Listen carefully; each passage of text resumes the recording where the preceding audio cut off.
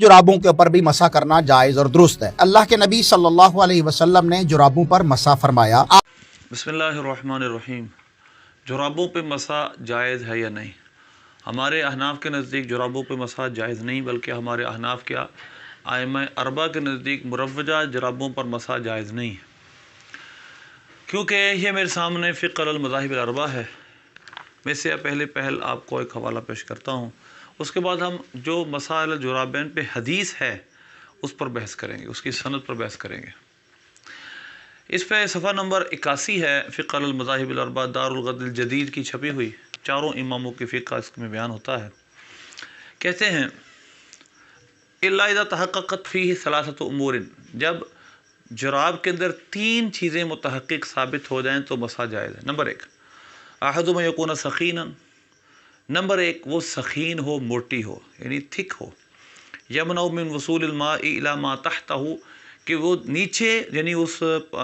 موزے اس جراب کے نیچے پانی نہ جائے، یعنی قدم تک پانی نہ پہنچے۔ ثانیہ دوسری شرط یہ ہے یثبت علی القدمین بنفسہ من غیر رباط، بغیر باندھے وہ قدم پر جم سکے، دوسری شرط یہ۔ اور تیسری شرط یہ ہے اللہ یکون شفافا یری ما تحتہ من القدمین، اتنی شفاف نہ ہو، صاف نہ ہو کہ قدم نیچے سے نظر آئے۔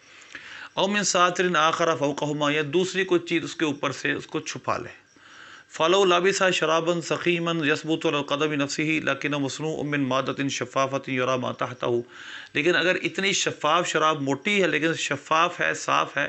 کہ جس کی وجہ سے نیچے کا جسم نظر آ رہا ہے، تو لا یسمى خفا، اس کو خف نہیں کہیں گے، یعنی اس کو موزہ نہیں کہیں گے۔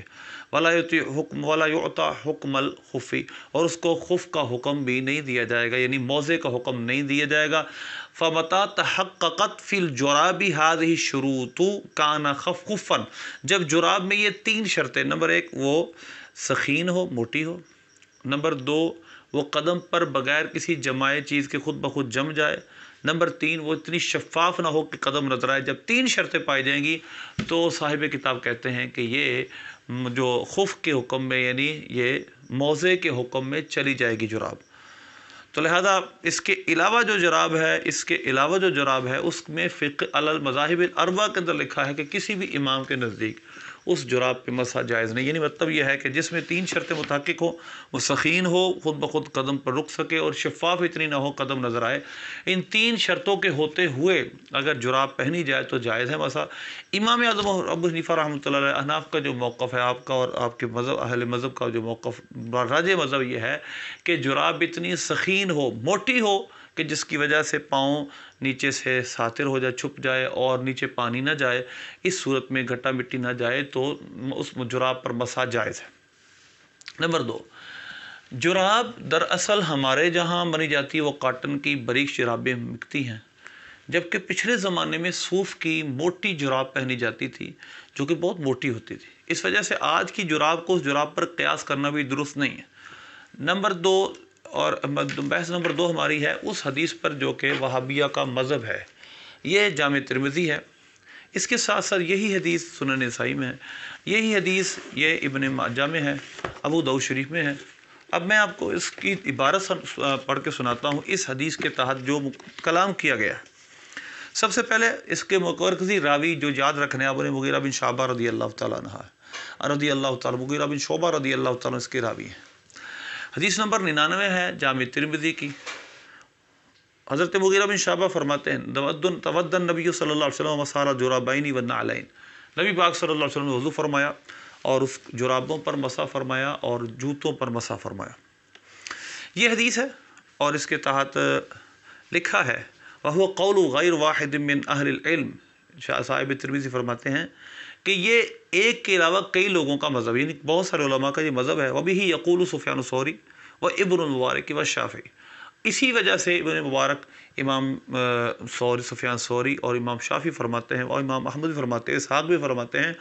یمسح علی الجرابین، جرابوں پہ مسح کیا جائے، ان لم یکن نعلین، اگرچہ ان کے نال نہ ہوں، نیچے جو تلا موجود نہ ہو۔ اذا کان سخینین، یہ شرط بڑی اہم ہے، اذا کان سخینین، جب کہ وہ سخین ہو، موٹی ہوں۔ تو یہ شرط ائمہ اربعہ کے نزدیک موجود ہے کہ جراب اتنی موٹی ہو کہ جس کی وجہ سے پاؤں تک پانی نہ پہنچے۔ اس کے بعد امام ترمذی نے ایک بات کی ہے، وہ پہلے دونوں کو ہم مکس کر کے اس کی سند پہ بات کریں گے۔ امام ترمذی نے فرمایا سمیت صالح بن محمد ترمذی، میں نے صالح بن محمد ترمذی سے سنا، انہوں نے کہا میں ابو مقاتل سمرقندی سنا، دخلت ابی حنیفہ، میں امام اعظم ابو حنیفہ کے پاس گیا ان کے مرض میں جس میں فوت ہوئے، فدعا بماء، انہوں نے پانی بلایا، پانی منگوایا، فتودع علیہ جورابا، انہوں نے وضو کیا اور ان پہ جرابیں تھیں، فمسح علیہما، انہوں نے جرابوں پہ مسح کیا، اور پھر کہا فعلت اليوم شیئا لم اکن فافعلہ، میں یہ وہ کام کر رہا ہوں جس سے میں پہلے نہیں کرتا تھا، مسحت علی جرابین وہما غیر منعلین، میں جرابیں پہن کر مسح کر رہا ہوں اور وہ تلے والی بھی نہیں ہے۔ یہ دو باتیں جن کی میں نے آج آپ کے سامنے وضاحت کرنی، ایک تو امام اعظم کی جو روایت ہے اس پہ بات پہلے کر لیتے ہیں،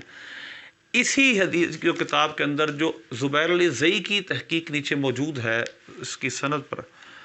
انہوں نے کہا اثر ابی حنیفہ سندہ موضوع، جو اثر ابی حنیفہ ہے امام اعظم سے جو اثر قول جہاں منقول ہے اس کی سند موضوع ہے، من گھڑت ہے، فیہ صالح بن محمد ترمذی کذاب، اس میں صالح بن محمد ہیں جو کہ کذاب ہیں، یعنی یہ راوی حدیث کے اندر کذب بیان نہیں کرتا تھا، یہ کذاب راوی ہے۔ تو امام اعظم کی طرف اس کی نسبت جو جامع ترمذی میں کی گئی ہے وہ تو ویسے ہی موضوع ہے، امام اعظم سے ایسا قول مذکور نہیں ہے، اگر بالکل ہو بھی تو کوئی مسئلہ نہیں، امام اعظم موٹی جراب پر سخین جراب پر مسح کے قائل ہیں۔ دوسری بات اس مغیرہ بن شعبہ رضی اللہ تعالی عنہ کی حدیث پر ہے، زبیر علی زئی نے کہا اسنادہ ضعیف، اسی کتاب کے اندر کہا اس کی سند ضعیف ہے۔ اچھا، دوسری بات امام ترمذی رحمۃ اللہ علیہ نے اس جگہ جو بات کی ہے وہ خود کہا ہے کہ سخین جرابیں ہوں تو مسح درست ہے، اور زبیر علی زئی نے اس کی تحقیق میں کہا کہ اس کی سند ضعیف ہے۔ اب ہم کچھ بات کرتے ہیں اس کی مزید کہاں کہاں یہ موجود ہے۔ یہ ابو داؤد شریف ہے، ابو داؤد شریف میں یہ حدیث کا نمبر ہے 159 یعنی 159، اور باب ہے مسح علی الجرابین، حدیث لکھتے ہیں اور حدیث میں پھر سارا وہی موضوع بیان کرتے ہیں، تودع ومسح علی الجرابین والنعلین۔ اب یہاں پر اس حدیث کو بیان کرنے کے بعد ابو داؤد پر کیا فرماتے ہیں، قال ابو داؤد کان عبد الرحمن بن مہدی لا يحدث بهذا الحدیث، کہ عبد الرحمن بن مہدی اس حدیث کو بیان نہیں کرتے تھے، کیوں کہ ان المعروف عن المغیرہ، یہ بعد میں پوری وضاحت سے بات کروں گا کہ جو اگلی بات کر رہے ہیں کہ جو معروف ہے حضرت مغیرہ بن شعبہ رضی اللہ تعالی عنہ سے وہ یہ ہے کہ نبی پاک صلی اللہ علیہ وسلم مسح علی الخفین، آپ صلی اللہ علیہ وسلم نے خفین پہ مسح کیا ہے، اور اس کے بعد لکھتے ہیں وروی هذا ايضا عن ابی موسیٰ الاشعری ان نبی صلی اللہ علیہ وسلم، حضرت ابو موسیٰ الاشعری رضی اللہ تعالیٰ عنہ سے بھی روایت ہے انہ مسح علی الجرابین، نبی پاک صلی اللہ علیہ وسلم نے جرابوں پہ مسح کیا، ولیکن لیس بالمتصل ولا بالقوی، اس کی سند نہ متصل ہے نہ قوی ہے، یعنی سند بھی جڑی ہوئی نہیں ہے، متصل نہیں، منقطع سند ہے اور قوی بھی نہیں ہے، ضعیف ہے۔ تو لہذا اس میں اس کے حاشیے میں لکھا ہے، اسی ابو داؤد شریف کے حاشیے میں، عربی حاشیے میں، لینا راوی ہی ان الضحاکی، کیونکہ ضحاک سے جو روایت کرنے والے ہیں وہ عیسیٰ بن سنان ہیں، عیسیٰ بن سنان ضعفہ احمد ابن معین وابو زرعہ والنسائی وغیرہم، عیسیٰ بن سنان کو امام احمد بن حنبل نے، ابن معین نے، ابو زرعہ، امام نسائی نے اور بہت سارے لوگوں نے ضعیف قرار دیا ہے۔ تو لہذا اسی طرح اس کا دوسرا راوی عیسیٰ بن سنان ضعیف ہے، یعنی مطلب یہ ہے کہ عیسیٰ بن سنان، الضحاک، یہ دونوں راوی ضعیف ہیں جو ابو موسیٰ الاشعری رضی اللہ تعالیٰ عنہ کی روایت ہے اس کے بھی۔ تو لہذا پہلی بات حضرت مغیرہ بن شعبہ کی جو حدیث ہے اس میں جو راوی ہیں عبد الرحمن بن مہدی، کیونکہ اس پوری سند یہ ہے حدثنا عثمان بن ابی شیبہ عن وکیع عن سفیان عن ابی قیس ادوی وہ عبد الرحمن بن سروان، عبد الرحمن بن سروان یہ راوی ضعیف ہے، اور حذیل بن شرحبیل سے جتنی بھی روایتیں اور حذیل بن شرحبیل نے حضرت مغیرہ سے کی ہیں وہ صرف یہی روایت ہے جس کے اندر مسح علی الخفین کی روایت نہیں ہے بلکہ مسح علی الجرابین کا لفظ ہے، باقی تمام سندوں میں مسح علی الخفین کا لفظ ہے۔ تیسرا حوالہ میں آپ کے سامنے پیش کرتا ہوں مسند امام احمد کا، یہ چھپی ہے دارالاسلام، یعنی کہ یہ نجد سے چھپی، یعنی کہ ریاض سے چھپی ہوئی کتاب ہے، اس کے اندر یہ حدیث کا نمبر ہے 18206، حضرت مغیرہ بن شعبہ سے روایت ہے، وہی حذیل بن شرحبیل راوی ہیں کہ ان مغیرہ بن شعبہ ان رسول اللہ صلی اللہ علیہ وسلم تودع مسح علی الجرابین والنعلین، کہ نبی پاک صلی اللہ علیہ وسلم نے نعلین یعنی موضوع پر یعنی جوتوں پر اور جرابوں پہ مسح کیا، اس کی سند میں صراحتاً لکھا ہے ھذا ضعیف، اس کی سند ضعیف ہے۔ یہ صراحتاً میں نے اس کو ہائی لائٹ کیا ہوا، اس کی سند ضعیف ہے، لیکن اس روایت سے سند سے اس کو ثابت کرنا یہ قطعاً درست نہیں ہے، کیونکہ ابو قیس اور عبد الرحمن بن مہدی یہ دونوں راوی ٹھیک نہیں ہیں، جو کہ مغیرہ بن شعبہ رضی اللہ عنہ سے روایت کرتے ہیں۔ میں نے اب تیسری بحث آپ کے سامنے کر رہا ہوں اسی حدیث کے حوالے سے، وہ یہ ہے، یعنی پہلے ہم نے 2 پوائنٹ بیان کی، پہلے فقہی روح سے، دوسرا حدیث کی مغیرہ بن شعبہ رضی اللہ عنہ کی حدیث کے سند کے حوالے سے، تیسری بات کہ یہ حدیث مغیرہ بن شعبہ رضی اللہ تعالیٰ عنہ سے شرحبیل اور ابو قیس کے علاوہ جس نے بھی بیان کی ہے، یعنی جس نے بھی روایت کی ہے، اس تمام لوگوں نے کہیں بھی جرابین کا لفظ نہیں بولا، ان سب نے مسال الخفین کا لفظ بولا ہے۔ اب دیکھیں بخاری شریف کے حدیث نمبر 203 ہے، مغیرہ بن شعبہ رضی اللہ تعالیٰ سے روایت انہو رضی اللہ تعالیٰ مغیرہ عروہ بن مغیرہ عن ابیہ، یعنی مغیرہ بن شعبہ کے اپنے بیٹے جو حدیث روایت کرتے ہیں، امام بخاری نے وہ لکھی ہے، انہ خارج لحاجتہ فاتبعہ المغیرہ بادوات فیہا ماء، کہ نبی پاک صلی اللہ علیہ وسلم قضائے حاجت کرنے تشریف لے گئے اور مغیرہ بن شعبہ رضی اللہ تعالیٰ کے پاس ایک ادوات تھا، یعنی آپ کے پاس ایک برتن تھا جس کے اندر پانی تھا، فصب علیہ حین فارغہ من حاجتہ، نبی پاک صلی اللہ علیہ وسلم نے وہ پانی بہایا جب اپنی حاجت سے فارغ ہوئے، فتودع ومسح الخفین، اور آپ نے وضو فرمایا اور موضوع پہ مسح کیا۔ یہ صحیح بخاری کی حدیث ہے۔ اس کے بعد صحیح بخاری کی دوسری حدیث جو کہ جعفر بن عمر سے وہ اپنے باپ سے روایت کرتے ہیں کہ نبی پاک صلی اللہ علیہ وسلم یمسح علی امامتہ وخفیہ، نبی پاک صلی اللہ علیہ وسلم نے اپنے امامے پر اور اپنے موضوع پہ مسح کیا۔ اسی طرح اس سے اگلی حدیث یعنی 206 نمبر حدیث ہے، حضرت مغیرہ وہ اپنے باپ سے، یعنی وہی سند ہے، کنت مع النبی صلی اللہ علیہ وسلم فی سفر، میں حضور کے ساتھ ایک سفر میں تھا، فاہویت لانزع خفیہ، میں نبی پاک صلی اللہ علیہ وسلم کی طرف بڑھا تاکہ آپ کے میں